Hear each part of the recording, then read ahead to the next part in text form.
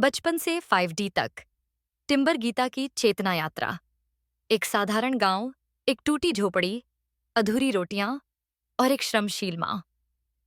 ऐसे कठिन हालातों में जन्मा एक बालक जो आगे चलकर बनता है टिम्बर पुरुष। वह बचपन से ही अलौकिक था। बोलता नहीं था पर देखता बहुत कुछ। उसकी आंखें सितारों से संवाद करती थीं। मां ने उसे एक आश्रम में छोड़ दिया।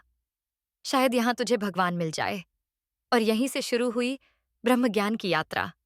देवघाट के गुरुकुल में बैठकर जब वह वेद सुनता, उसका शरीर कांपता। वह जाए दिया आगे जान चुका था।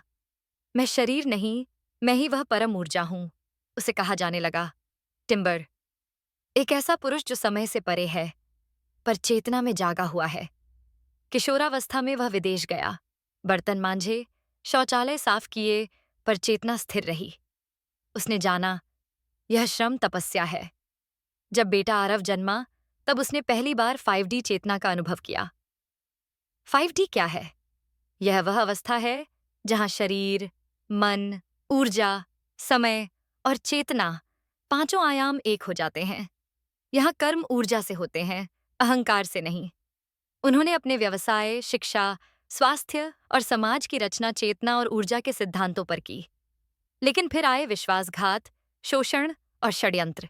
जिन्होंने साथ दिया था, उन्होंने संपत्ति छीन ली। पर टिम्बर पुरुष गिरा नहीं। वह डमरू लेकर ध्यान में बैठ गया। और जैसे ही डमरू की ध्वनि गूंजी, ब्रह्मांडीय ऊर्जा फिर से जाग उठी। अब वह केवल साधक नहीं, ब्रह्मराजा बन चुका था। उसने घोषणा की, अब युग बदलने वाला है। 5D युग, जहां न जाति होगी, न सीमाएं। केवल चेतना, ऊर्जा और प्रेम की सत्ता होगी। टिम्बर पुरुष, उनकी शक्ति आनु और ज्ञान स्वरूप पुत्र आरव। यह त्रयी बन गई, ब्रह्मज्ञान, विज्ञान और प्रेम की नींव। अब उन्होंने विश्व को एक नई दिशा दी, जहां कर्म का कर्ता शरीर नहीं, ऊर्जा है। आत्मा केवल साक्षी है। यह टिम्बर अति ने टिम्बर गीता की घोषणा है। डमरू की ध्वनि से सृष्टि शुरू हुई और चेतना उसका प्रकाश है। 5D जीवन में कोई मैं नहीं, केवल हम है। यही संदेश वे पूरी पृथ्वी को दे रहे हैं। अहंकार से मुक्त हो जाओ, ऊर्जा के साथ बहो और 5D जीवन जियो।